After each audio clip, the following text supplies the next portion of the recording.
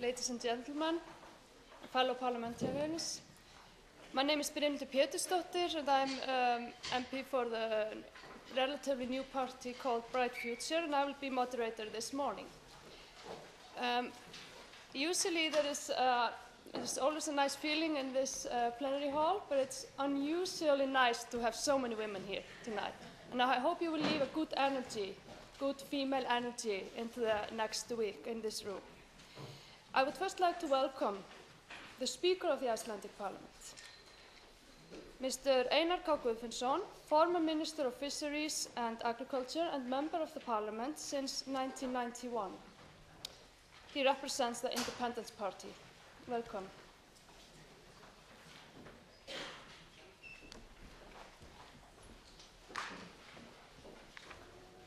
Honourable members of Parliament and other guests.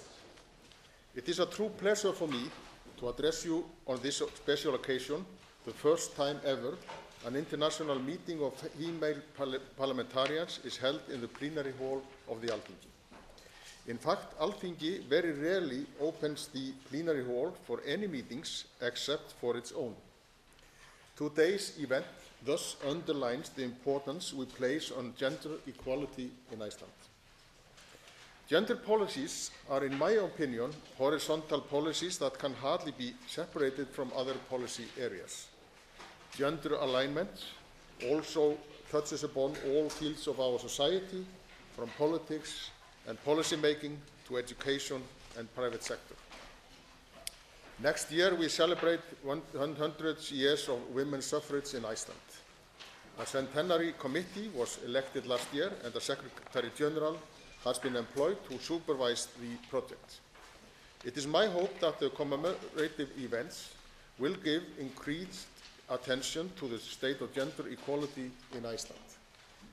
In many ways we have done well, and we are of course very proud to top the Global Gender Gap Index in 2013 for the 5th year in a row. But we must also be aware of that we must strive to maintain the achievements and progress made, and always attempt to make further improvements to gender equality. We have not introduced general gender quotas in politics. The decision on gender equality has been left to individual political parties.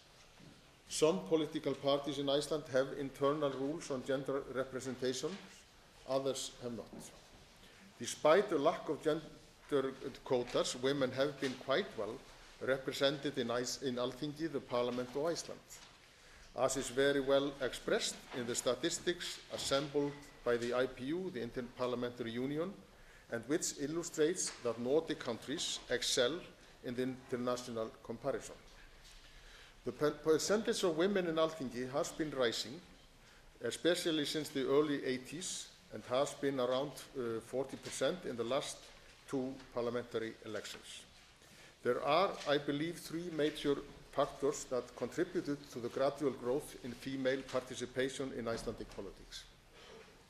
Firstly, may I mention the election of Mrs. Vigdís Finnbogadóttir as the President of Iceland in 1980, which was an immensely important milestone.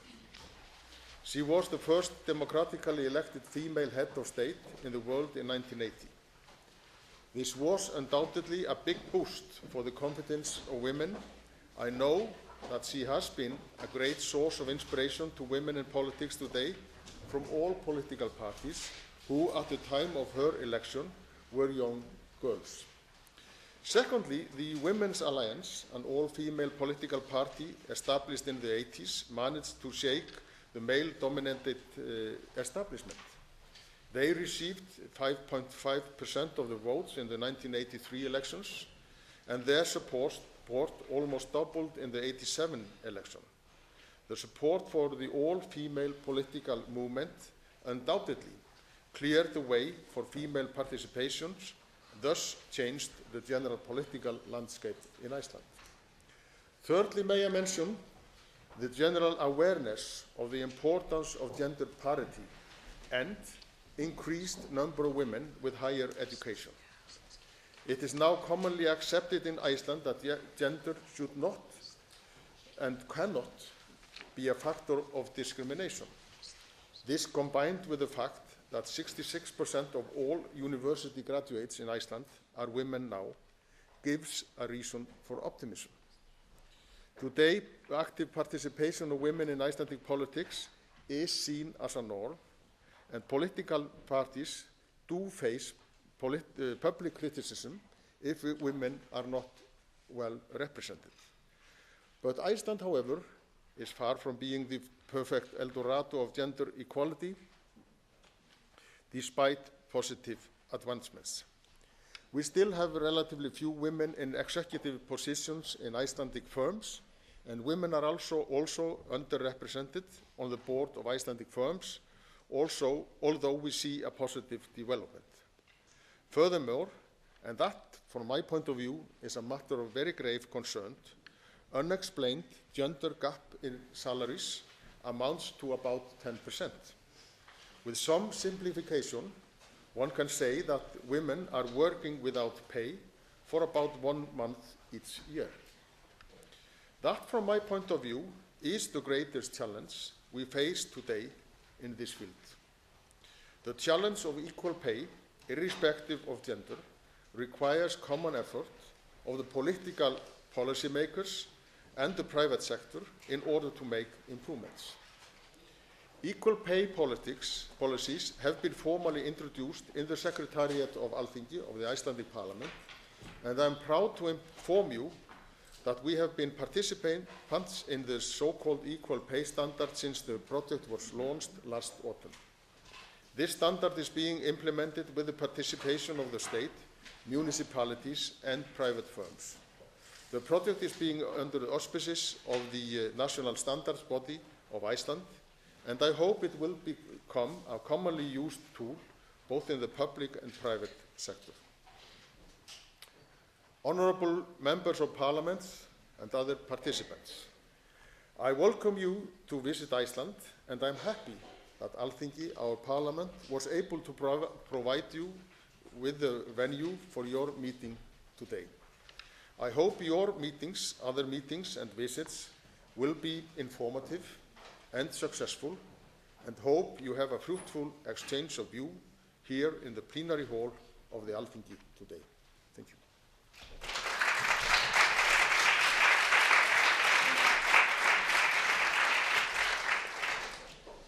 Thank you very much for this nice words. Now I would like to give the floor to Ms. Silvana Koch-Merin. She has been member of the European Parliament for 10 years, from 2009 to 2011. She was Vice President of the European Parliament, and her parliamentary work focuses on trade policy and gender equality. In 2002, she founded Women in Parliament's Global Forum, which is a network connecting all female parliamentarians in the world. Welcome.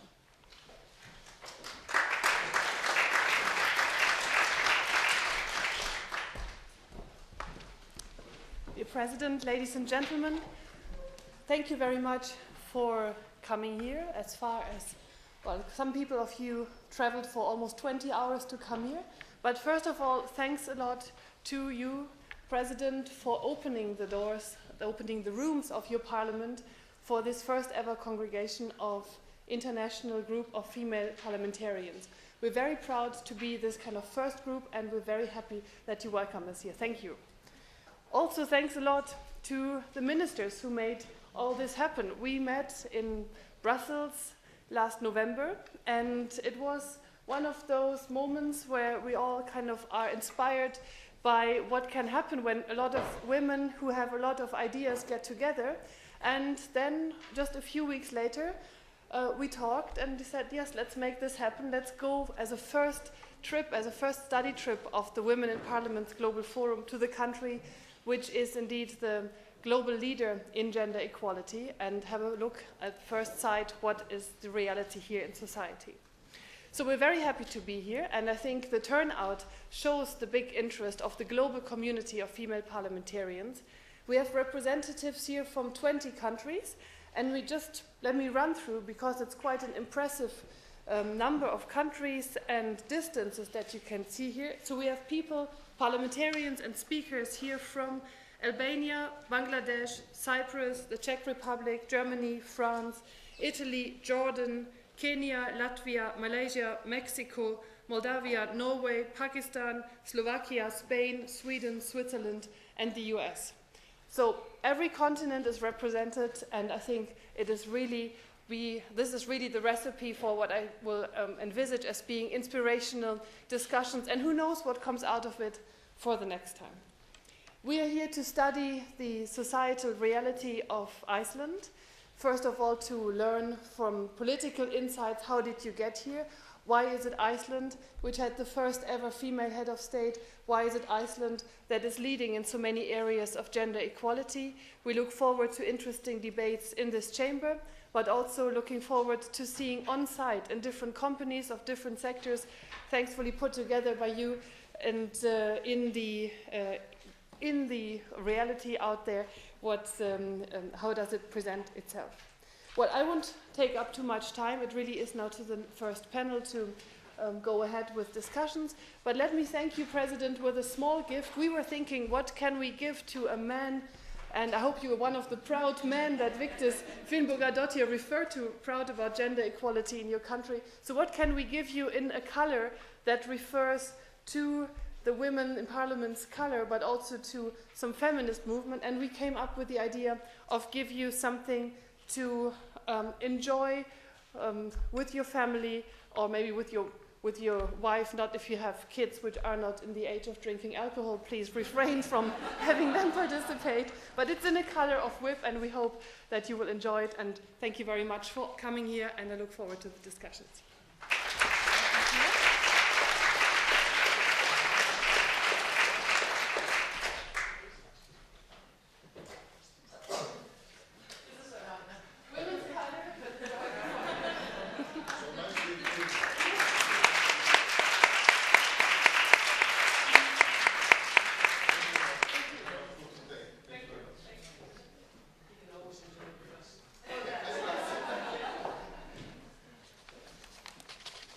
Thank you for this nice speech. Before we start the plenary debate with the title, What Does It Take to Become a Champion? It focuses on Iceland and the policies that were needed to tackle gender inequality here in Iceland. I would like to remind you to put your table signs on the table, but I think you have done that for most part. Also, we need to wear the name tags at all times for security reasons. Our first speaker today in this plenary debate is Ms. Eygló Harðardóttir. She is the Minister for Social Affairs and Housing in Iceland. The issue of gender equality belongs to her ministry. She has been a member of the Parliament since 2008 for the Progressive Party and a minister since 2013 of Social Affairs and Housing.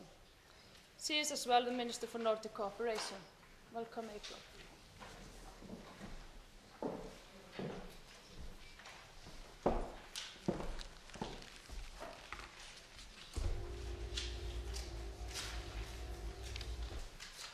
Fellow parliamentarians, before I actually start talking about the issue that we set up for the debate, I would like to mention the fact that this is an historic moment. We have never had as many female elected parliamentarians here in our plenary as we do today. Never ever have we had as many female parliamentarians here in the room. So please enjoy with us all. It is only a short while ago that we heard again that for the 5th year running that the World Economic Forum had ranked Iceland at the top of their list in the Global Gender Gap Index. I was actually in a meeting with my fellow Minister of Gender Equality in the Nordic countries when we got the news. And it was quite enjoyable for me. But it was also really nice to see that the other Nordic countries were also championing for, jostling for the top positions.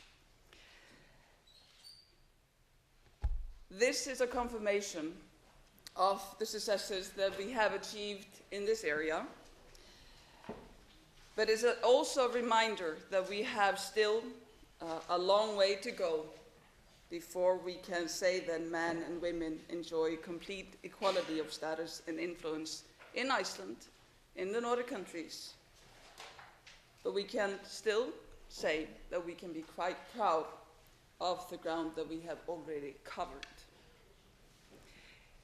I think it's also a reminder that how much there's actually left to do in the world. That we still have no country in the world where we have achieved complete gender parity. But it is a pleasure, and it's a matter of great importance, that Iceland has achieved this position in the international community. That we are a nation that enjoys, I think I can say this, the respect of others for ensuring its women human rights which should be taken for granted. But as we know very well, is far from being taken granted in so many parts of the world. Icelandic and Nordic studies have shown that the revolution in women's educational rates and the high level of female labor market participation in our countries have been the basis of our welfare and economic prosperity. But it is a great concern that we have not reached our aims on equal pay for equal work, as our president here mentioned, and that women still have a limited share of executive management, specifically and especially in the economic sector. These challenges need to be tackled with clear policies and structural changes. We have already set up here in Iceland a task force consisting of representatives appointed at minister level and the organization of social partners. We intend to coordinate wage studies, to implement an action plan on the desegregation of the labor market, which is very segregated between the sexes, and to draw up a schedule for the introduction of a new wage equality standard. The action plan I would like to specifically talk about on to desegregate in the labor market is based on research that shows that the gender pay gap is first and foremost reinforced by gender segregation in the labor market. And that is true for all the Nordic countries. In doing this, we had to ask ourselves very difficult questions about how we can change the underlying structures that produce and reproduce stereotypes. How can we encourage more young girls to choose education based on mathematics and engineering? Or how we can encourage young boys to be more open towards becoming a teacher or a nurse? Measures that can influence and impact the educational choices of young people is therefore highly relevant. Politicians have to discuss if structures, policies, and regulations and laws might be supporting gender norms and attitudes that underline these stereotypical educational choices. If they do, we need to change them using the well-known strategies of gender mainstreaming. I have used many opportunities as a minister to mention the great progress that we have seen in Iceland over a short time. But it has been the fruit of our concerted efforts on the part of the nation, but it's also been due to the contributions by individuals and groups that have had the courage to stand up for a society based on democracy and equality. The history of women's movement in Iceland is a great example of this, a history that illustrates the strength that women have when they stand together, and at the same time the great value of contributions by individuals who have carried out amazing feats for a small nation. The advancement of women's represented rights in Iceland can be traced to specific actions and the tireless campaign of women's movement, especially the establishment of women's lists and parties, first in the early 20th century and then later the 1980s, as well as by major societal changes, notable the Icelandic financial crash in 2008. In all these cases, demands for increased participation of women in politics yielded significant results and deeply influenced the policies of male-dominated political parties. The period from 1970 until 2010 can be characterized in terms of a slow process in dismantling gender structures of power in Icelandic politics, and to a far lesser extent in the economy. During the welcome message that we heard from Ms. Vigdís Finnbogadóttir here earlier, when she mentioned the women's strike, imagine a quarter of your population would take a day off. Imagine the numbers in your own country. That's what happened here in Iceland. And it definitely made an impact. What also was crucial to the changes that we saw in that period was the emergence of Women's Alliance, a women's party which became influential in party politics during the 1980s and the 1990s, and the twin political and economic crisis caused by the economic breakdowns in 2008. Until the 1980s, women's share in elected representatives had been very low, were about 2 to 5% of parliamentarians, and women were excluded mostly from traditional political parties.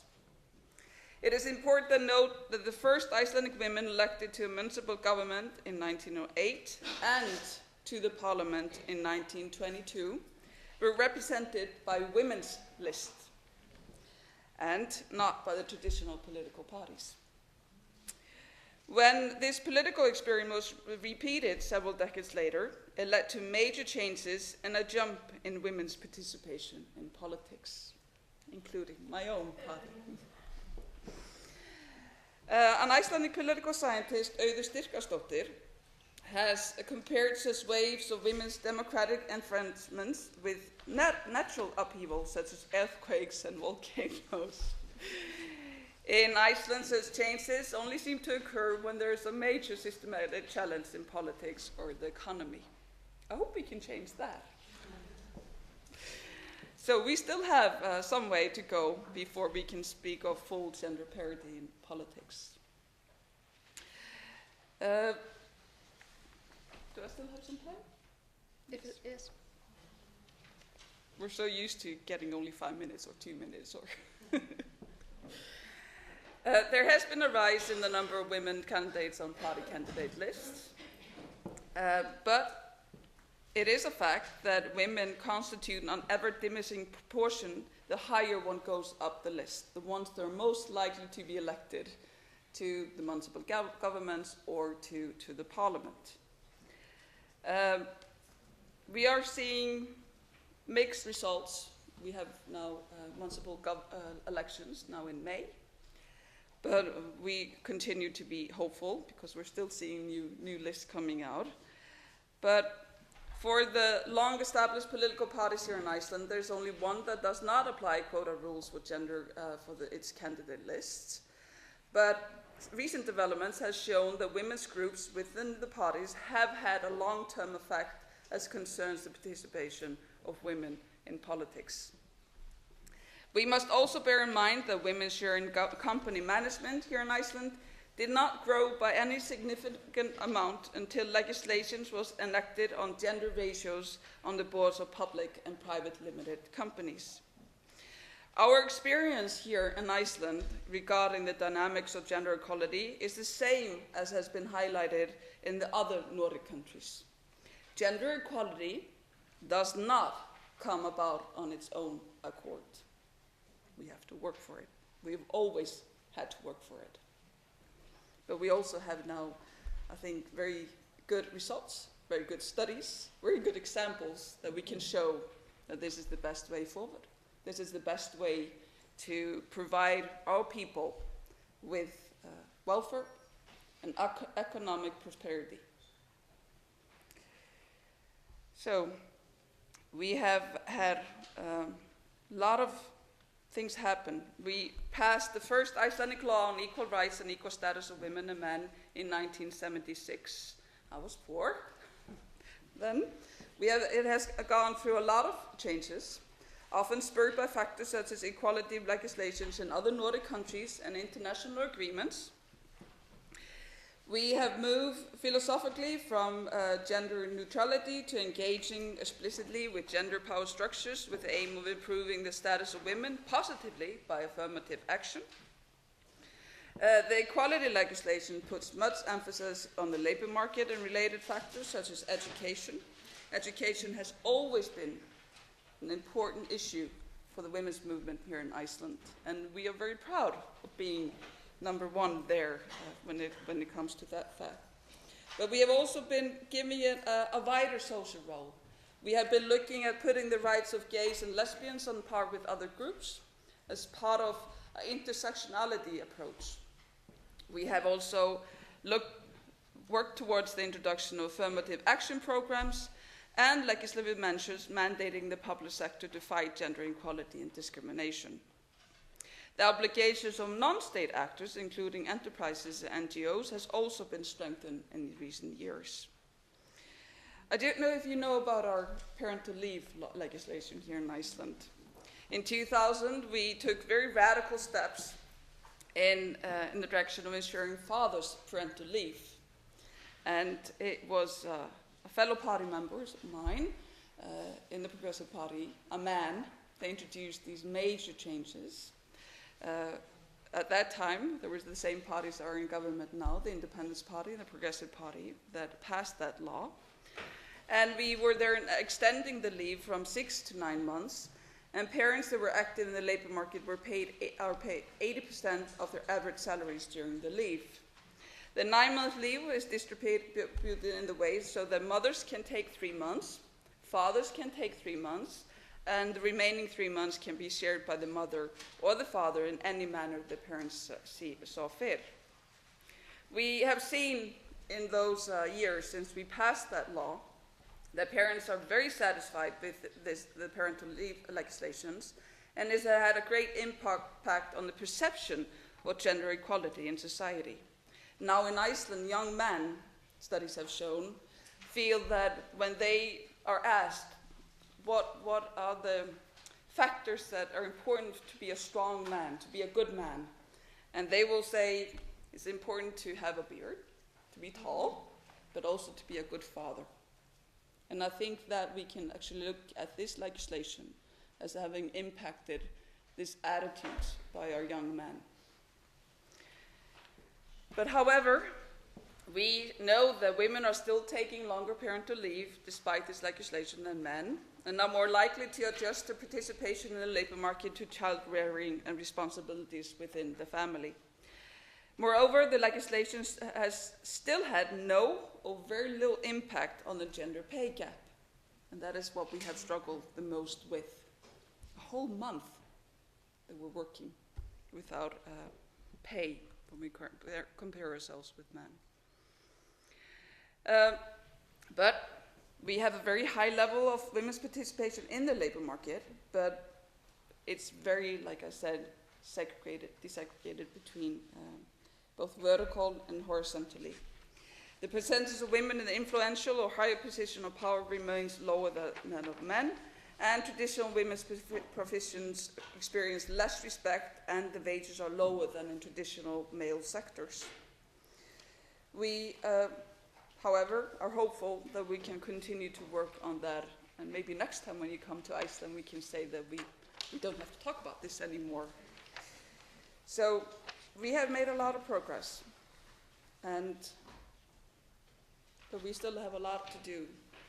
But I hope that during our visit here in Iceland that you can hopefully learn something from what we have done well and what has not gone so well for us, and the same can go for us in your countries, because I think that's the main point with this, networking and learning from each other, so we can make this world hopefully a little better. Thank you.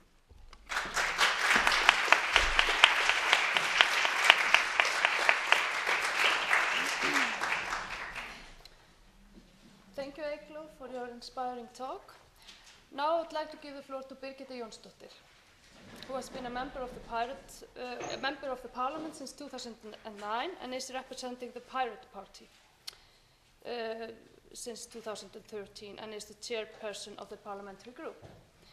Birgitta has been an activist and a spokesperson for various groups such as WikiLeaks, Saving Iceland and Friends of Tibet. She acts as a spokesperson for IMMI, the Icelandic Modern Media Initiative. Welcome, Birgitta.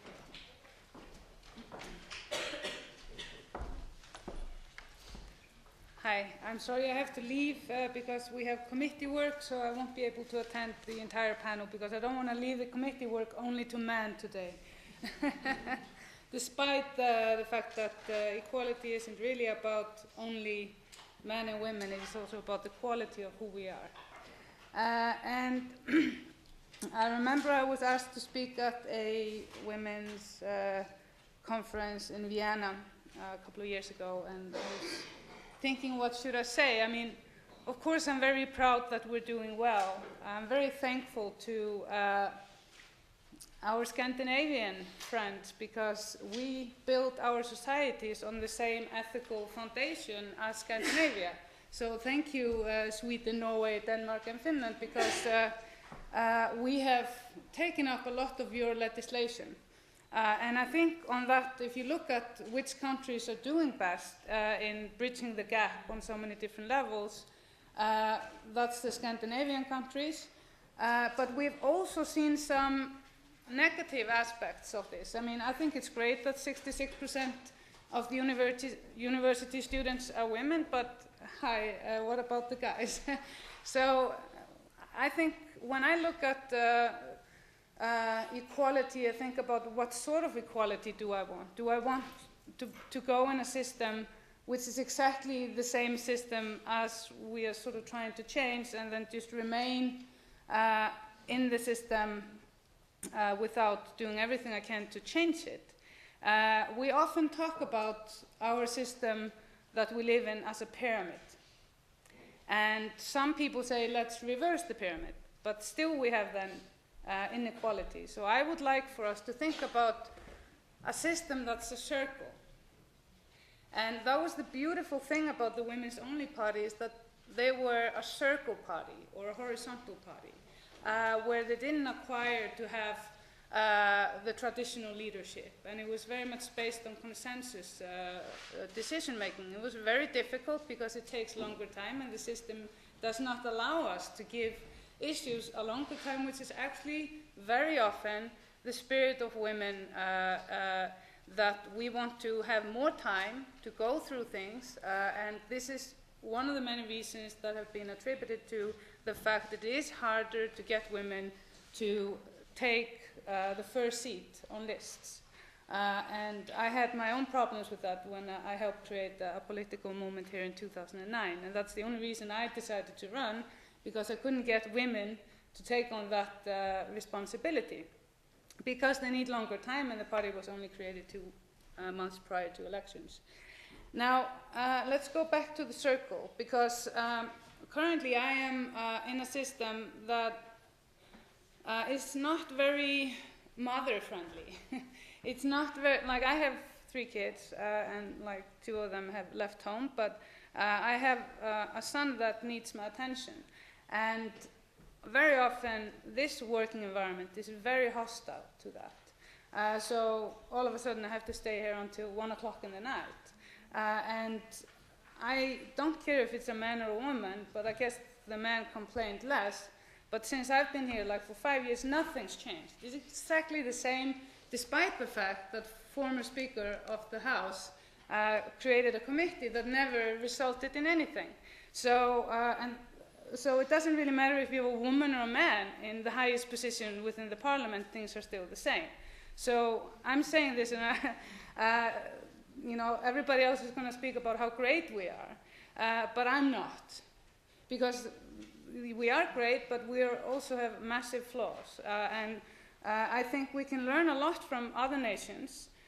There is no particular one model fits all in shaping and changing our societies, and I do think it is so important that we think about how we can change our fundamental society. And so we live in a future vision today that man created. We are living in the vision that man had about the future. And I do think that if there is anything concrete that we should do as WIP, it is to shape the future together on what sort of societies and systems do we want to build. Because I don't want to rebuild a system based on this now, because it's destroying our planet, it is destroying our family values, it is no longer cool to have kids, or at least spend some time with kids if you're a woman. It's actually often you're looked down at if you want to stay home. That's a fact. I actually, before I became a parliamentarian, lived below poverty in order to be able to spend some time with my kids. And that is a reality we live in Iceland, is that as a woman, to live on a, if I want to work half a day, I have to be below poverty levels. And as it is, I don't only want to sort of live in a society where you just place your kids here, you have your like selfish career oriented lifestyle for most of your life, and you throw your parents in an old people's home. That is not my future vision. Even if it's desirable for some, I don't have that vision, and I want that vision and my desires to be honored just as much as the others. And I don't feel that is the case here in Iceland, to be brutally honest. And I know it's not the case necessarily in Sweden and Norway and Denmark. And so we have to, when we're thinking about what sort of society do we want to live in, I know that most women that I talk to in the hallways, when I go to all these different international parliamentary work, they would like to change the system. And I think I would like for us to do that. And I want us to think about how we can do it. And maybe at the next conference, we can have a special working group on what sort of future do we want to live in? What sort of future do we want for our children and grandchildren? And I just can't wait to have that discussion with you all. Because we are still in the man's world. And so I just want to share a tiny little story before I go, like 2 stories. So one of the reasons we are successful in Iceland is that we're few, and it is easier to reach a critical mass of acceptance of stuff. So 30 years ago, nobody would have actually felt comfortable, and there was very much prejudice against gay people in Iceland. I had a friend that fled Iceland because he couldn't live here, and he was one of the first that came out. Then 30 years later, we had the first openly gay prime minister. And that was because there was a massive work done by the gay community and their families and supporters. But it was also because it's easier to reach a level of acceptance in smaller communities. And I think it's good to have in mind when you want to change the huge societies many of you come from, like Mexico. There are so many people there. So I don't think it is necessarily the ultimate objective to have 50-50, but what I would like to see is when, and many of you are probably in international work, and so I've noticed, like when I was in the NATO PA and now I'm in the IPA, that women tend to be in the humanitarian committees. I don't see them that much in security and economy committees. So please, if you have an opportunity to work internationally and in your local communities, go into the stuff that is traditionally male future shaping stuff, because we need to reshape the future also through these channels. And challenge, when you see, like I remember I worked with parliamentarians for the issues of Tibet, and they were putting together a smaller committee to organize all the work. And I noticed that it was only guys they had nominated. So I went up, I couldn't just sit there, and said, I think the gender issues here, like there's an issue that there is no woman in here. And they appointed me in it. I wasn't asking for me to be in it, but at least they put some woman in it. And so whenever you see that there is no woman or only one woman in these sort of organizing committee work, challenge it.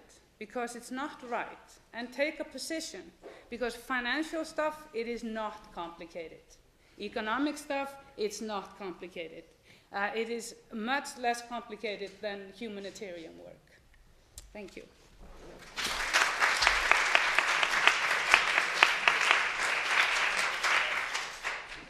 Thank you, Birgitta, for your refreshing speech.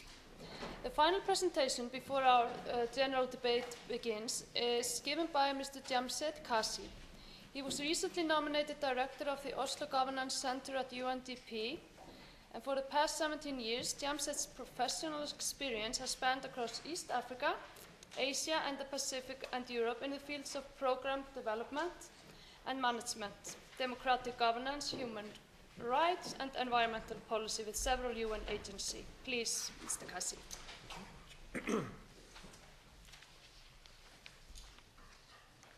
Thank you very much, Honorable Madam Chairperson, distinguished fellow panel members, honorable members of the Parliament from Iceland and from around the world, ladies and gentlemen.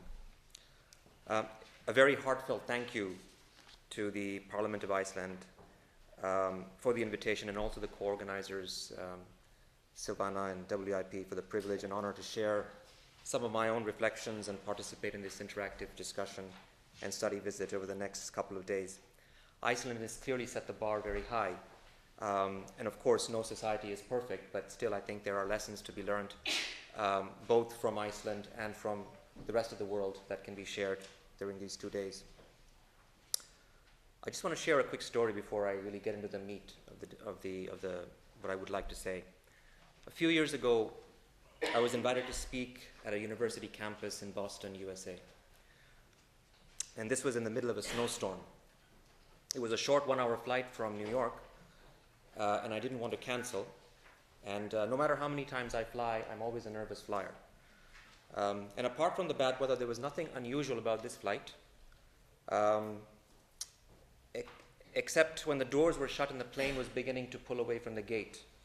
A female member of the cabin crew started making an announcement. You know, usual things, safety features on board, fasten your seatbelts, look at the nearest exit, flight time will be such and such. And my attention was heightened when the lady basically ended the announcement by saying, this is an all-female crew, and that we had no choice but to entrust our lives to the pilot and co-pilot, both of whom were women. She added jokingly that if any of the men felt slightly uncomfortable, that this was a good time to get off the plane. There were many nervous faces, my own included. And when I looked around, of course, I wasn't the only one, and there were men and a good number of women who were also feeling uneasy. I should say that that was one of the best landings I've ever experienced under the circumstances. Fast forward yesterday to when I boarded my Iceland Air flight from Oslo to Reykjavik. As I entered the jetway, I kind of couldn't help but looking into the cockpit, and sure enough, 2 women at the helm of the aircraft. I thought, this is, basically such a good thing. Even before I landed in Iceland, I get this sort of sense of women's empowerment as I board the aircraft. And again, a very smooth landing under the circumstances. We know the weather wasn't very good yesterday. And this is illustrative of the enduring gender stereotypes that are perpetuated by both men and women. As champions for gender equality, I think it's up to us to tackle these impressions head on. But who exactly qualifies as to be called a champion? The dictionary definition states that a champion is a visionary advocate who clears the field for the triumph of a cause, a person or institution who is more than just a promoter or well-wisher. To my mind, Malala Yousafzai has in recent times been a champion, an iconic figure for girls' and women's empowerment, inspiring hundreds of millions around the world. But without in any way diminishing Malala's valiant efforts, courage, and contribution, I would argue that a lesser-known champion in this case is Malala's father, Ziauddin. As a school principal in some of the most conservative areas in Pakistan, and in areas which are you have Taliban roaming around, the easier path for him to take would probably have been to shut his daughter at home, not give her any space, not encourage her, and basically not enable her to do all the things that she's been able to do and become the person that she is at such a young, tender age. In my own experience with the UN and UNDP over the past decade and a half serving in Europe, Asia, and Africa, I would say that one needs to demonstrate the following characteristics to be a gender equality champion. And these are just my reflections, so they're not wrong or right, I guess. First, an unwavering commitment to human rights and equality as outlined in the UN Charter and the Universal Declaration of Human Rights.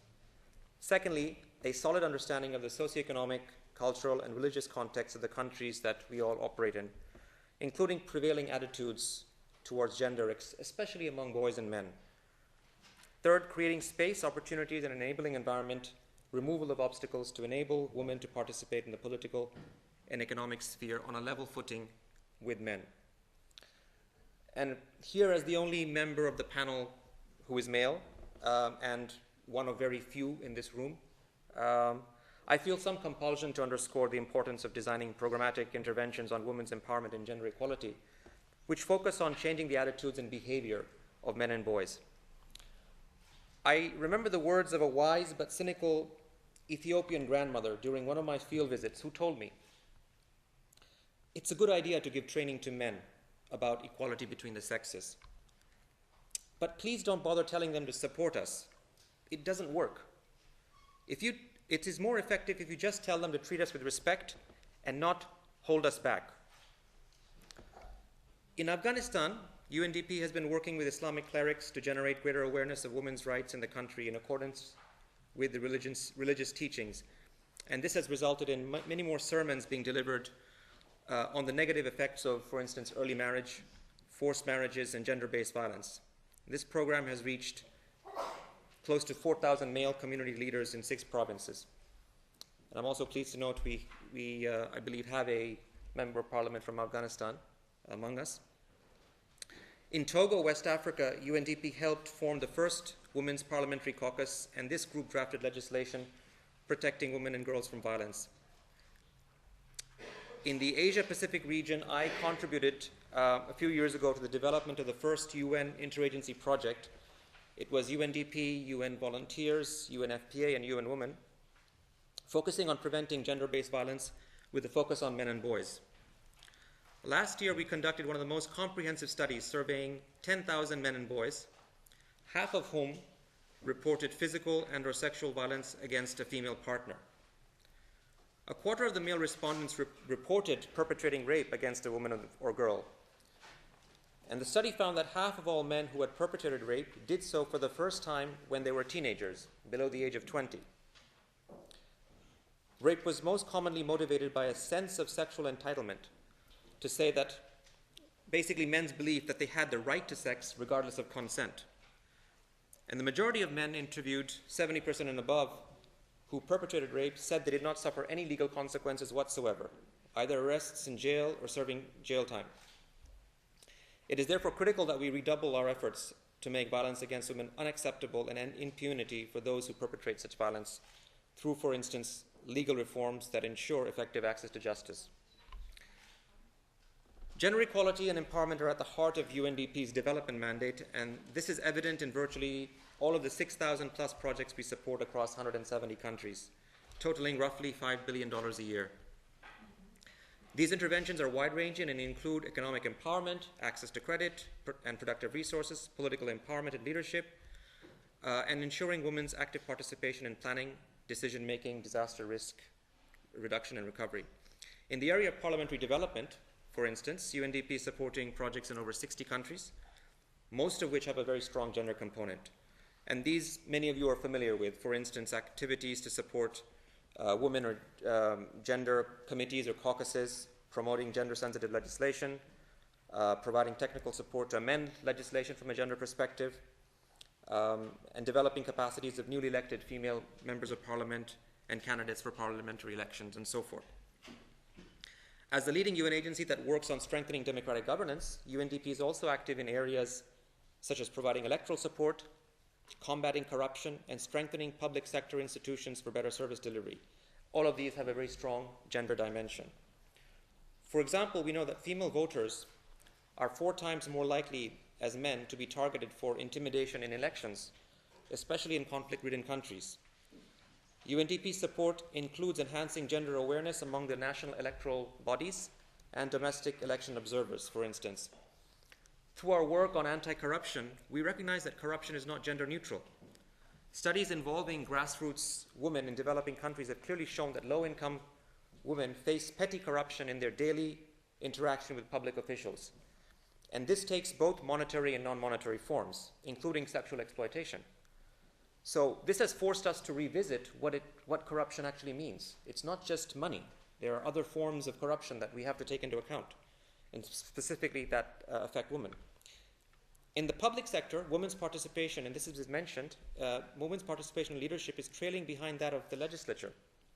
So while the global average for women in parliament is just around 22%, by comparison, 18% of government ministers are women, with the majority overseeing social sectors such as education and health, somewhat reinforcing stereotypes. Very few female ministers are handling defense or finance portfolios. There are a few, but nearly not enough. A similar trend can be found at the subnational levels, where a decreasing proportion of women are governors, mayors, district or village chiefs when compared with the parliament. For instance, research on panchayats or local councils in India discovered that the number of drinking water projects with female-led councils was 62% higher than those with male-led councils. In Norway, similarly, there's a direct causal relationship between presence of women in municipal councils and childcare coverage. Sticking with the public sector, UNDP also recently launched a global initiative of gender equality in public administration, which basically looks at case studies across 13 countries to see what factors affect women's participation in the public sector. So not just the parliament, but in the executive branches. And this is a study that is very shortly to be launched, and hopefully it will provide some insights and recommendations to advance gender equality in the public administration realm. Just last week, UNDP launched a new strategy on youth, which we're very excited about. It seeks to develop really capacities of young women and remove obstacles in participating in political processes and public service. The average age for female parliamentarians globally is around 50. Now contrast that with the demographics in the world, where we have 3 billion people today below the age of 25. And in many cases, there are many parliaments around the world where you are not even eligible unless you're at least 25 years of age. So that shuts out a great majority of the population that really ought to have a say in how the future is shaped. Now, looking inwards towards UNDP, we have to practice what we preach. So within UNDP, we have a new gender equality strategy. The good news is we have achieved 50-50 parity within UNDP in terms of our staffing of about 8,000 staff worldwide. But if you go dig a little deeper, there are more men, obviously, at the more senior levels than women, and it's around 60-40. So 60% of men at very senior levels, and 40%. We're close, but I think we ought to do much better. And as part of the gender equality strategy, UNDP has put in place the following measures. Within UNDP, there is an establishment of a financial benchmark to say that resource allocation for gender equality across the organization would at a minimum be 15% of the total volume of UNDP's funding. Now, this has never been articulated in such an explicit way. It doesn't sound like much, but 15% of 5 billion is not a small sum. We are including in every single manager in UNDP gender equality performance benchmarks. So in my performance and how I function, I will be assessed on how well I'm doing in terms of ensuring gender equality in my team, in my programming. And that's another first that we haven't done before. We're using that for performance. And on top of that, of course, we, at the very highest level, at the level of the head of UNDP, we have a steering committee and oversight that looks at basically, it's almost like a parliamentary committee where we are grilled every year on our performance in gender equality by the top managers in the organization. And if we don't deliver we have some very difficult questions to answer. So in short, just to wrap up, and I know I've probably exceeded my allotted time, UNDP is further strengthening its efforts, both at the country office, at the country level, but also within our own organization. And we look forward and we cherish this continued engagement with parliamentarians, women parliamentarians such as yourself, as powerful agents of change. We are fortunate that UNDP is we have such a vast network and field presence, so we can marshal those resources and leverage it for sharing across countries for the benefit of parliamentarians. And we are always at your disposal for support and advice as needed. Thank you very much for your time.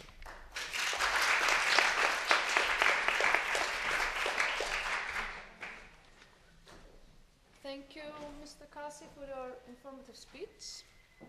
Unfortunately, Birgitta has to leave us soon, but as you can see, we have additional member at the panel. It is Ásta Ragnheiður Jóhannesdóttir, who has agreed to sit with us at the panel today. She is presently the director of the preparation in 2015 here in Iceland to celebrate that next year there are 100 years since Icelandic women got their suffrage, that is, were allowed to vote in parliamentary election. Ásta Ragnheiður Jóhannesdóttir used to sit in this chair as the Speaker of the Parliament for many nights and evenings, since the work of Icelandic PM is not family friendly, as we have heard. Now we have time to discuss, and I would like you to, if you have questions, to stand up and represent yourself and direct questions to one of the panelists. Obviously, I have prepared the question if no one has anything to say, but please give me a sign if you have questions. Yes, please, Diana. My name is Diana Kazata, I'm member for Parliament from Latvia, and with your long experience of democracy in Iceland, what would you say? Would you look for new political parties to change a better future for Iceland, or would you work more on stable party system as it is? What's your experience on that? Because in Latvia we are new democracy, just 20 years old, and we have a lot of new parties coming in each time, and we don't establish a very formal way. So your experience, would you look for new parties to regain changes, reinforce changes, or would that be in the former old party system? What's your experience on that? What are your suggestions for countries to change for gender equality and possibilities?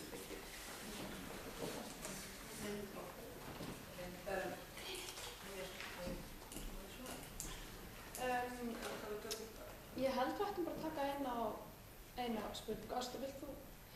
Yes, Ásta, will you answer this question? I can answer this question. As we have heard this morning, a new party made a difference for gender equality in Iceland. That was the women's list. And I was preparing the women's list run for municipal seat the year before the women's list was founded. And that made a change in gender equality in Iceland, because when there came a women's list into parliament, all the other traditional parties saw that they had to make a way for women on their list. So they put the women higher on the list after that. And that helped us a lot in the parliament, but also in the city council. But I am, as an experienced former parliamentarian, I was in this room here, in this panel for 18 years, and there are 30 years today since I first stepped in here as a standing member. I think it's important also to have stability in the party system, but new parties coming in also have a great influence. So I think we have to do a little of both. Keep stability and also listen to new voices coming in. Like after the collapse of the banks, 2009, we have a new party here, a movement, which Benfica was a part of, and there came an influence from them, from the voices that were here outside the Parliament House after the collapse. So I think we have to have a Percentage-wise? it's very difficult to say. Depends on Would you like to add anything to this? I was thinking maybe Benfica because she said you could just add two new parties. Yeah, Benfica, please. I think it's necessary to have a little bit of both, but it really depends on the culture in each country and parliament. Sometimes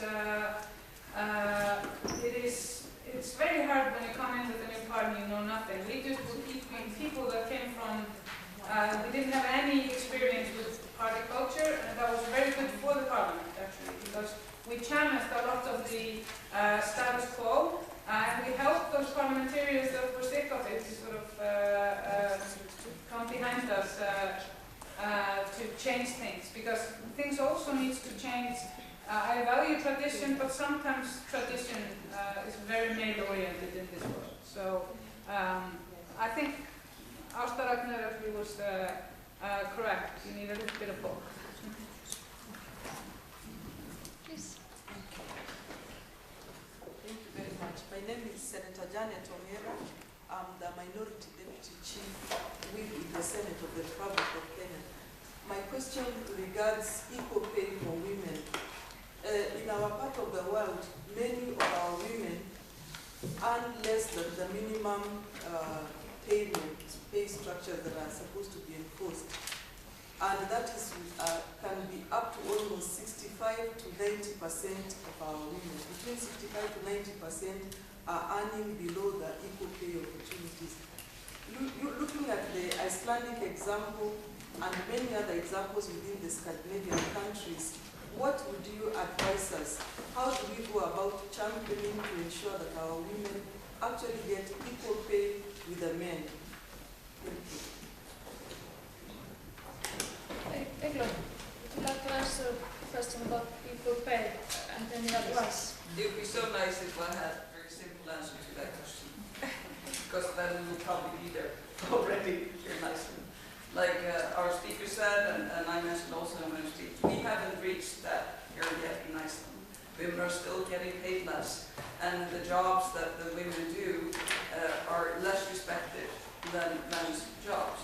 We still here in Iceland have one minister position that no woman has ever been in. It is in our oldest and most traditional economic sector, agriculture and fisheries. And so we still have a lot to do. What we have looked at, and if you look at all the Nordic countries, is that our emphasis is, and the women's movement's emphasis on education has been hugely important. It has given us really a lot of success.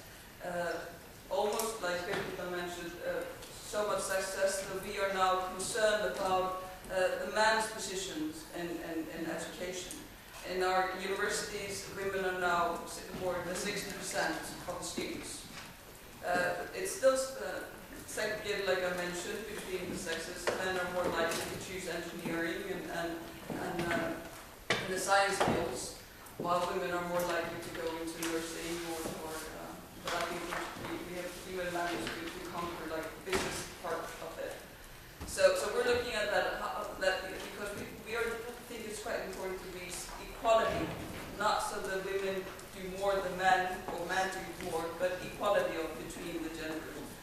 And that's one of the things that we're looking at now here in Iceland, is that education has been proven very important for us. Parental leave, like we mentioned, which of course can be quite a luxury for a lot of, but we think is very important for our policies concerning the labor market. And even though we went through our difficulties in the economic crisis, we had to cut down on the rights that people had, but we still managed to keep it as a part of our welfare system. Another part that the municipalities have done so much here in Iceland and also in the other Nordic countries have to do with daycare. If women are supposed to have full participation in the labor market, you have to build up a daycare system. And that has been something that we have been working on for 30 years here in Iceland. And we still haven't managed to bridge the gap between the parental leave and when most of the municipalities offer kindergartens and daycare services. And also to have openness to that people can actually discuss and talk about how much they get paid. Because if we don't know about the gender pay gap, if we don't know about the discrimination, then it's difficult to actually address it. So these are things that we have done in some way well. And maybe also I would like to add some points concerning that. No, if I may, I just want to stress the importance of the parental leave. Probably it's not actual in Kenya right now, but I think we should think about it. When we started the parental leave, women, parliamentarians in Iceland, around, and we went to conferences around the world to tell about this tool to get gender equality.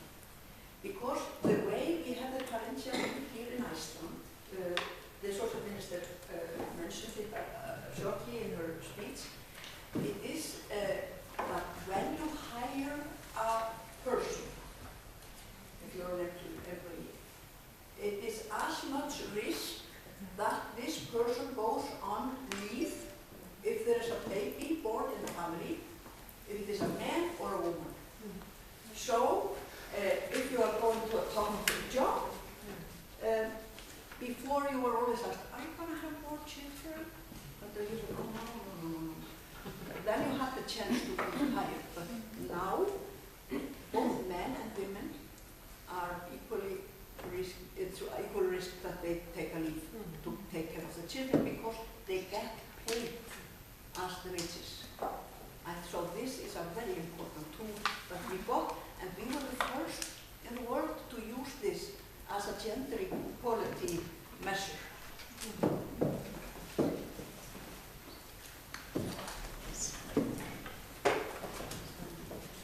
My name is Joy Gwynn, a senator from Kenya, and also a CPA representative from Kenya. My question is, Kenya has not achieved a third gender representation both in parliament and in the cabinet.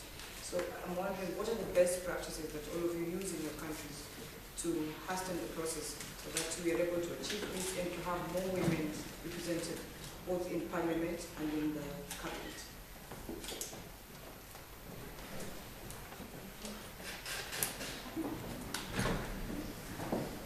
Like I mentioned in my speech, all of the traditional parties here in Iceland, except one, have some kind of gender quota rules in their laws. In my party, we have a rule saying that 60-40% of all committees and lists, and that whatever we choose when we're choosing people, then you have to have either 60-40% of each of the gender, of the sexes. And so that has been important for us. It was a lot of struggle in my party to actually get that rule put into the laws that we have. We have a similar rule now in our equality legislation here in Iceland, but it's not valid for the parliament itself, for Alþingi, but other committees that we actually choose people for, then we have to look at 60-40%. We said for the municipalities, then of course they have to do this, but we're not yet there concerning the parliament.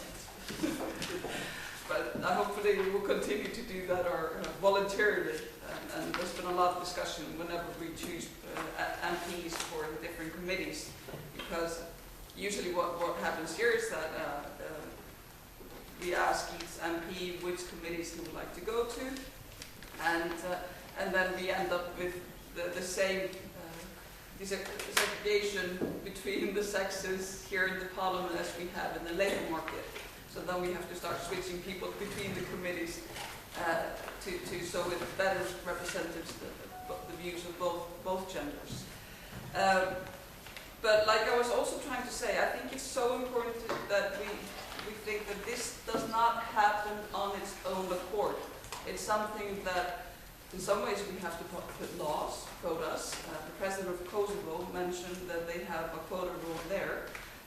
The next study trip that hopefully will be able to join with WIP will be in Rwanda, and they have the highest number of females in the parliament there, based a lot on the quota rule that they have there.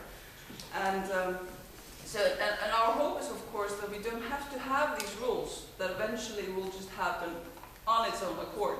But I think that if you look around the world, we're not there yet. We still need these rules, because otherwise it will take place over such a long time. And I think it's also important for us as female parliamentarians that we look towards the women's movements in our countries, and we encourage them, because here in Iceland they have been so influential in making sure that the female can actually run for public office here in Iceland. And so we need strong women's movements to work towards more gender equality. I just wanted to add to this, just listening to President Vigdis this morning. She mentioned a few things, and one of them was the Women's Day Off, the women's strike. And I think it's so important that women show their strength and show how much they are, how much work they are doing in society. And I remember I was 25 years old when we had the Women's Day of 1975 here, 24th of October. And all women left their workplaces and gathered downtown Reykjavik or in other towns. I was there with my 75-year-old grandmother, and I was pregnant of my son. And we were standing here downtown, and everyone was so proud of this, and all the men were alone. I was a teacher then, and my husband was alone in the schools with some guys, with the children, because we were not taking care of the children. And this was really something that was noticed all over the world. It's a famous action. And we have been doing this, again and again. And because I am now working for this 100 years committee, anniversary of women's right to vote and run for parliament, we have more milestones next year. There are 40 years since we had this first Women's Day of the strike. It is 85 years since President Vigdis was born, her 85 years birthday. It's 35 years since he was elected the first woman head of state, and it is 100 years since we used our flag, also next year. So there are many things to celebrate, but there are also many things to remember. And going through these things, it might also help in other countries, like this strike, because then the guys see what a difference we make.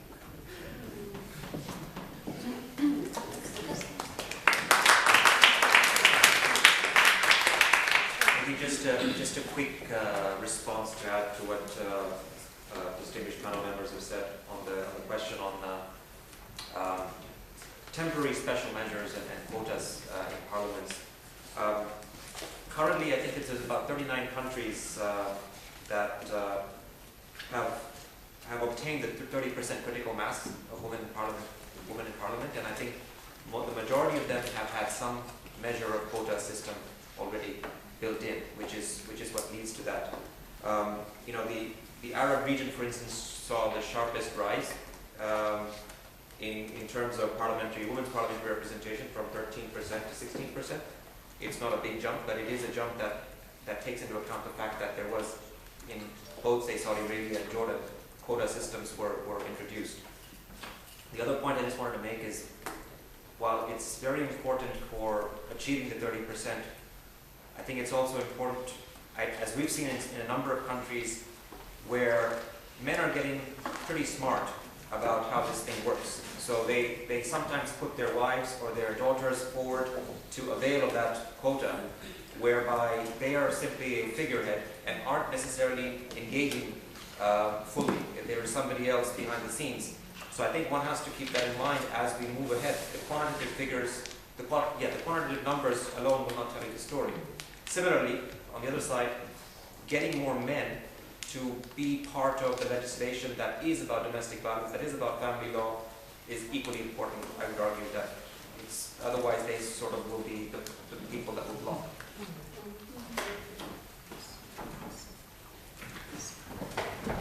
Hello, I'm Martina Kyriakidou from Cyprus. I am also a member of the Council of Europe, and in the Council of Europe there was a very important and interesting report about the position of women, the contribution of women in the financial crisis. And in the conclusion there was mentioned that, and that's why I agree with Madame Brigida, that if there is a bigger number of women in key positions in the big companies because of these big companies like Lehman Brothers influence on all like dominoes, all European financial crisis. If there is a bigger number of women in key positions on these big companies, there would be less risk and less problems at the end, because we women, we take less risk. We think about, and we are not so ambitious, and we think about the well-being of the society, because in this society our children, our family will live, and we are more sensitive about this. That's why they advise us to pursue and urge and encourage more women to take key positions. And on the other hand, I agree that we are more involved with humanitarian issues instead of political and financial problems and issues in our societies as parliamentarians.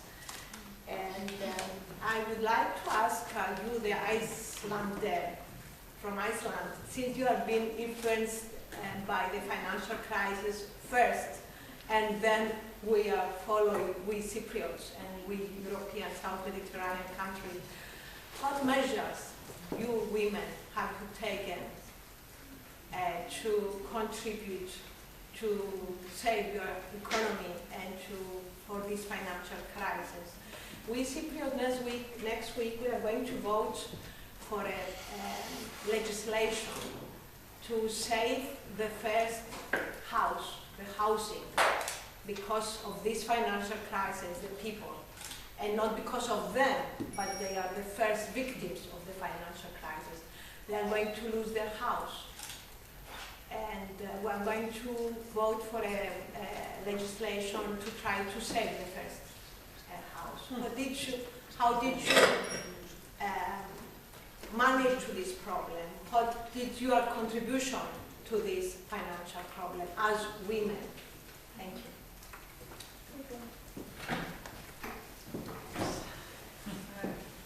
I would love to discuss this in further details after this debate. I would also like to talk to Spain, because we had a lot of news about housing and the problems that the housing market has had there. I don't think we have anyone from Ireland, but I'm sure that we could also have a discussion about that.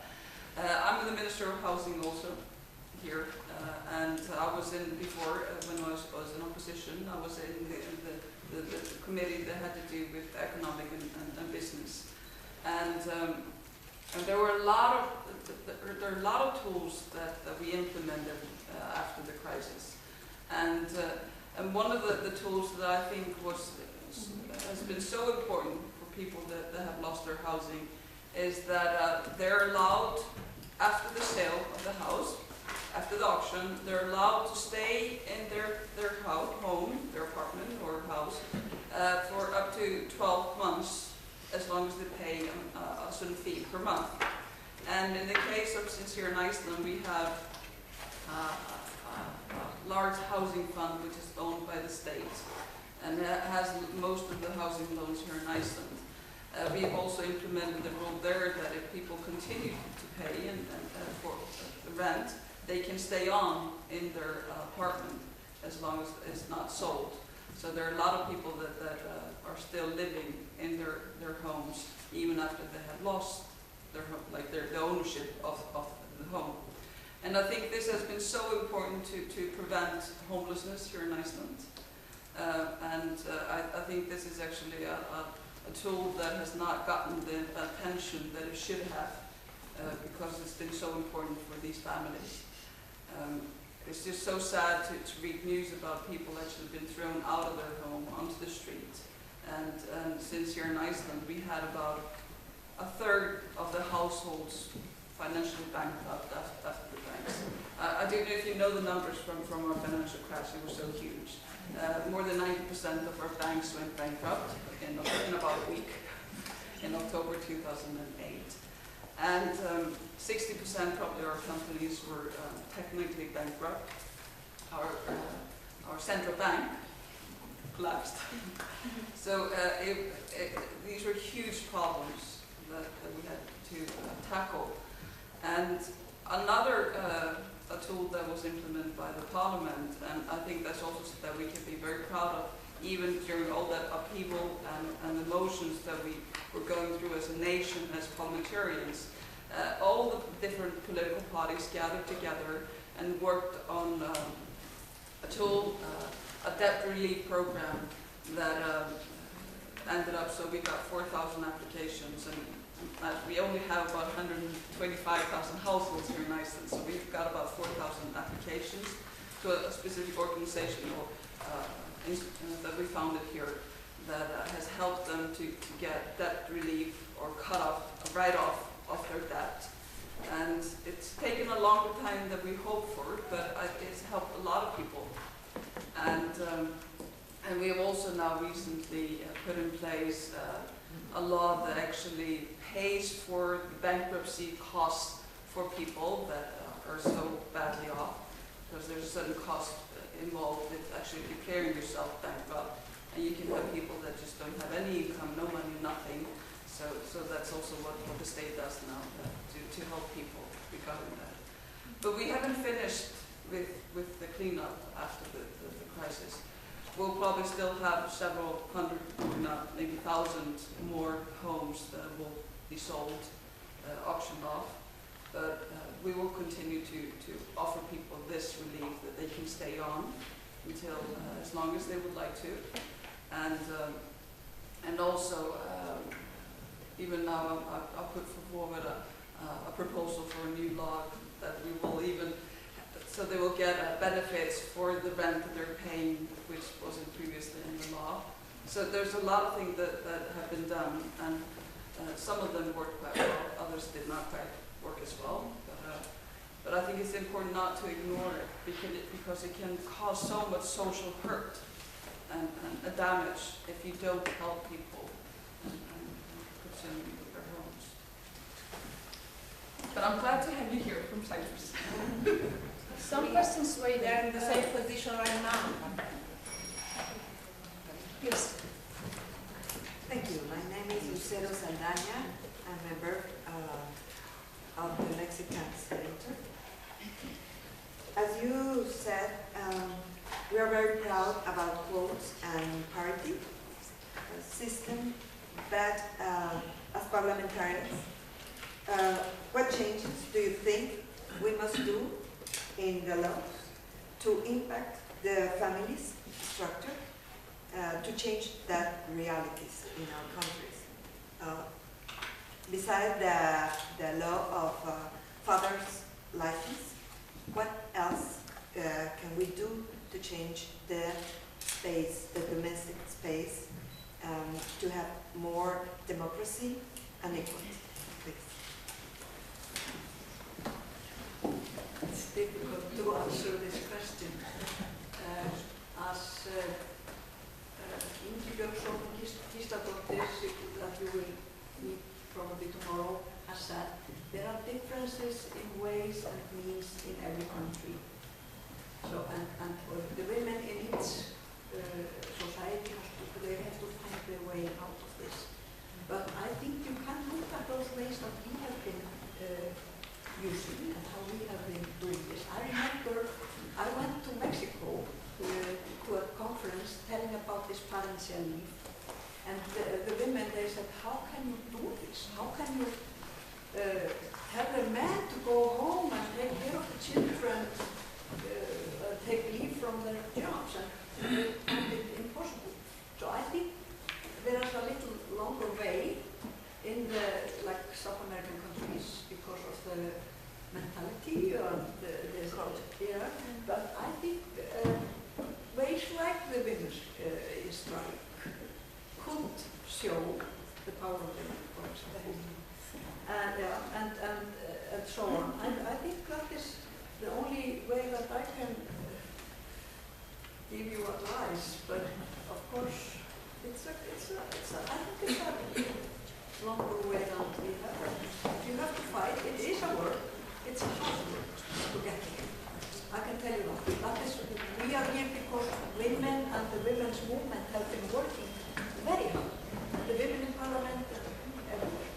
And I just wanted to add, if I may, because of Cyprus. I was the social minister and minister of housing in the minority government after the collapse. And we had 23 different ways of measure to help people in housing problems, just for this short period of the minority government. But I just wanted to mention before we start here, we have been talking about how women in Iceland have got. As I think you mentioned, Eygló, in your speech, that those who have been studying women's rights and power of women in politics, we find out that women, they get into power when there are difficulties in society, when there are crises. And that applies a little bit to Iceland. We got the first prime minister, female prime minister after the crisis. We got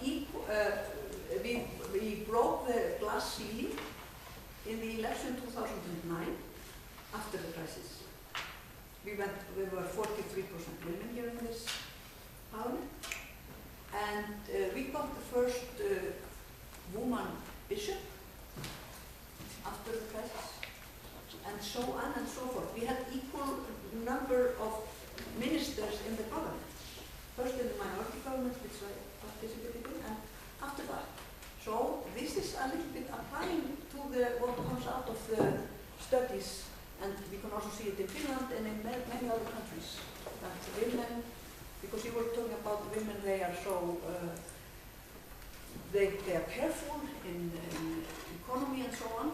I think that is something we come in there and get into power after and we clean up and find the ways out of civil crisis. Two questions on this side. Start here. Hello, everybody. My name is Nikita Zidov. I'm from Republic of Moldova. Now, when the Parliament is discussing actively in Moldova the adoption of a quota law.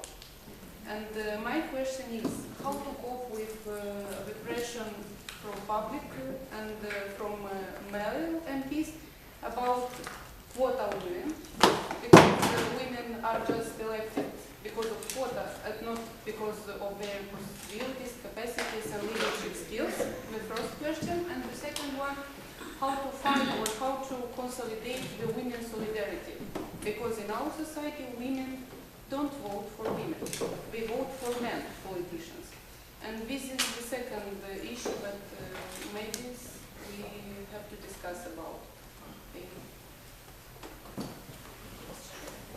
I would like to just say about, like, here in Iceland, we don't have quota in our laws.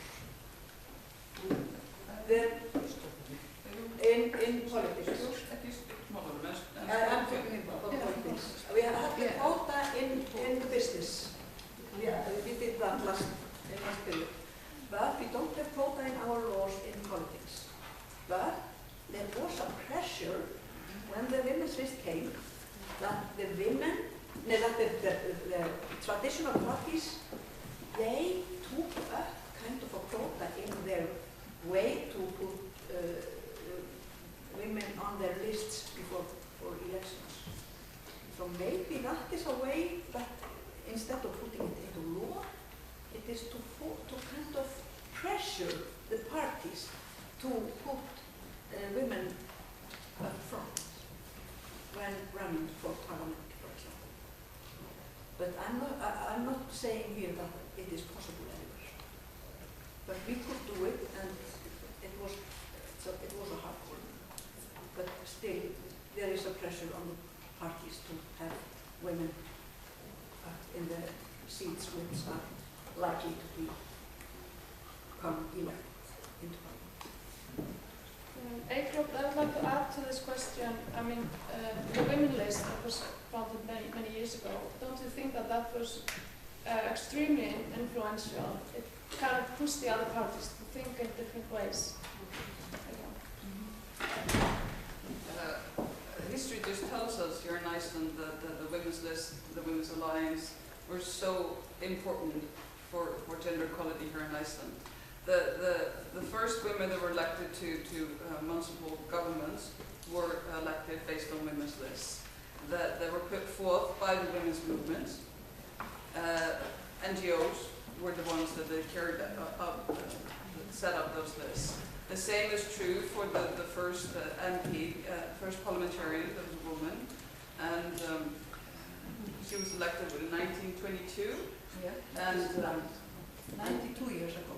yes, and it took a while for the next woman to actually be elected to the parliament. But I think that you and women were actually answering your question in a way with the emphasis they had now for the Women's Committee meeting that was held recently in New York. What they said and were emphasizing for the march was the impact that equality can have on welfare and economic prosperity.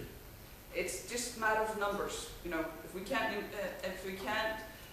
convince them any other ways, just point to the numbers. Point out to different countries that have a high level of gender equality, and just show they're doing quite well. Even here in Iceland, you know, that we went through this huge collapse, we still have I believe, one of the best welfare systems in the world. We still have a parental leave system, which a lot of countries don't have. We had to cut it down, the payments through it, but we still have it in place. We probably have one of the best healthcare systems in the world. We have daycare, we have good schools.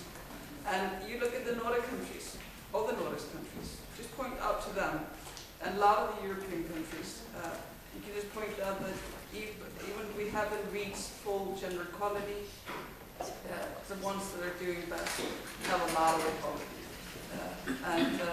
And the same goes through, studies have also shown that's true for companies also. That's why we put in the law concerning gender equality and a quota rule for companies. Because studies have just shown the companies that have equal 50-50 men and women, they just do better. And even if, like I told you, that it's lovely to see all of you here and a room full of women. But studies have also shown the best workplaces are the workplaces that have about 50-50% men and women. That's my personal experience. So and point that out. We have in Parliament the initiative, legislative initiative to promote women. Sorry. We have in Parliament the legislative initiative to promote not in private companies, but in state companies, because in private we have a lot of problems. You could not interfere in private sector, and a also different arguments. But we have in state companies, and now we are waiting for discussions because it will be a very big fight also on this issue. But we also recommend striking. Yes. It works. We activity.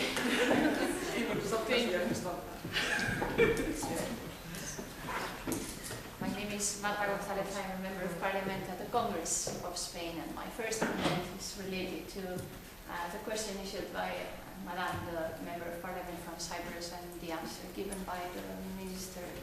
And of course, there is a difference between the situation in Spain and the situation in Cyprus and even Iceland, because of course it's not only a question of measure and population, which is completely different, but also the fact that Spain has not been bailed out by the European Commission, and our plan of reforms has been made by the government itself and scheduled by that government, and it's given its first answers and its first solutions right now.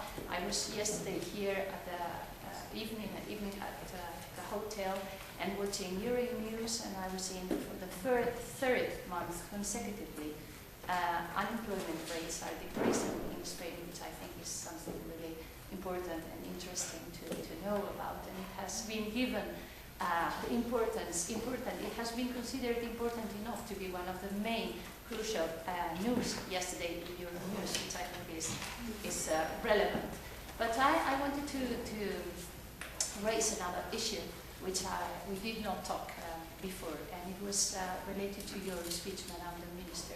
You were talking about the main issue nowadays in gender policy in Iceland, related to the salary gap, to the gap which is universal, let's say, but especially crucial in European societies in which we have a certain level of development in terms of labor market. And I was surprised that you didn't say anything about something which has really surprised Spanish population on the 6th of March, in which the Agency for Fundamental Rights of the European Commission issued the results of an important survey on gender violence against women in all countries in European Union and even away from the European Union. So my question is not related specifically to Iceland, but to Iceland as a member of the Nordic countries. And we were very surprised because we are used to think about our country as one country in which gender violence is really a crucial issue with very high rates. And instead, in the report given by the agency, Spain is given as an example, as a model for a legal response to violence against women in all aspects of it. So my question is not only devoted to you and what is happening in Iceland in terms of gender violence and in terms of response from the government, but also to all other members of parliament coming from other Scandinavian countries, in which results apparently, of course there are many nuances to be taken into account in this survey. Things are completely different, and especially attitudes and senses on what violence against women mean for women and for men. But I just wanted to ask how this issue will be faced after the results of this survey. Thank you, Madam Chair.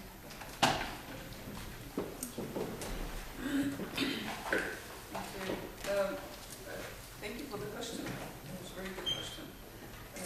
Like you mentioned, concerning I would definitely like to discuss concerning gender violence. It's a huge issue for all the Nordic countries. It is an issue that we have not managed. We have not managed to tackle it as well as we would like to. We're not even close to it.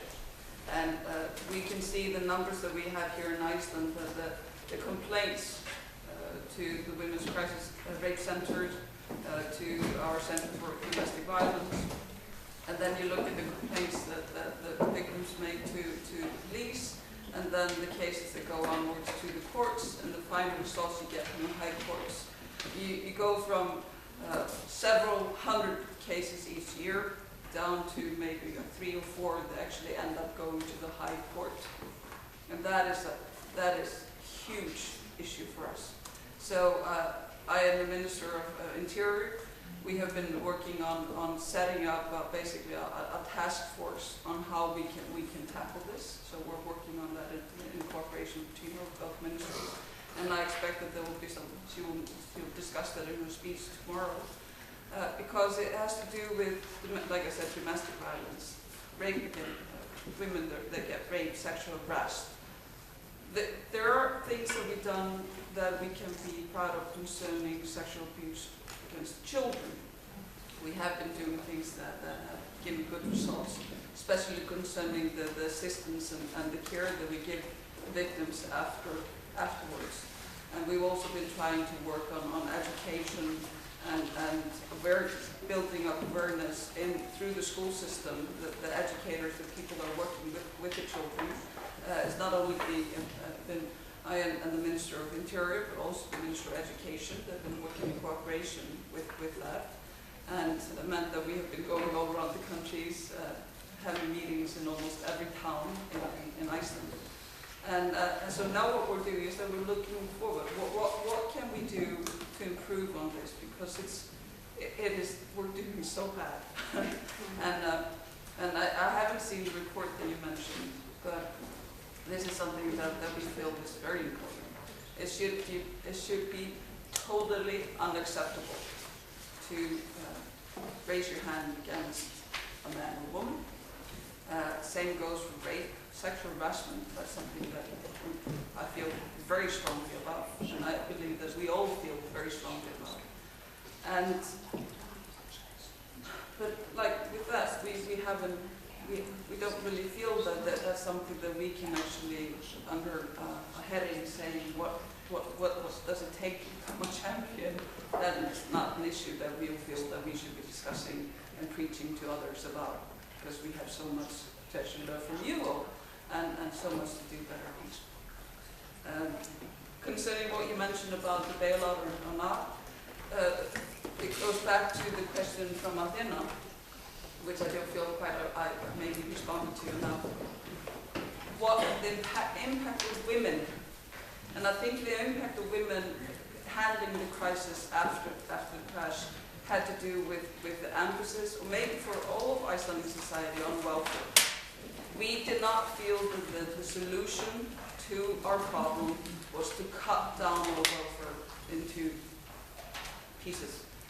We felt that we had to use our welfare system to help us go through the crisis. And we learned from our friends in the Nordic countries what they went through, and other countries, and we felt that we were very grateful that we managed to take care of our welfare system through the crisis. And it took care of us back. So. I think we have time for one more question. Do you have a question? It's just a quick comment, really, Jakob from the World Bank, and it's on quotation. And I think we just have to remember, and it's a perception issue, we have to remember that as men we've been informally benefiting from quotation for centuries, so that we're just trying to adjust the balance a little bit. Shouldn't really come as a surprise to anyone.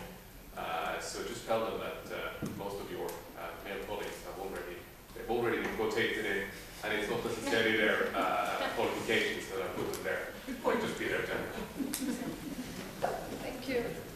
I think this has been very interesting discussions, and try to take something out of it. But what the experience here in Iceland is that the party with the women's list was crucial in order to push women into politics. And I also think it's very interesting that Ragnar Artas becomes somewhat a rebel here, encouraging you to have women's strikes in your countries. And maybe we should do it more often in Iceland, because we have not yet reached the gender equality. Also, what has been said is about the daycare system and the paternal leave that is very important for the working market, because men need to be just as unstable as women. We have lunch in like 5 minutes or so, and then you have 1 hour until you have to be ready to get onto the bus. You can leave your documents here in this room if you like. They will be here tomorrow. I will be ready to tell you when to go to the buses, but that would be around 12:45, so we keep track on time, but I will let you know. So I would just like to thank you all for participating in this debate. It's been very nice and hopefully useful for you all. Thank you.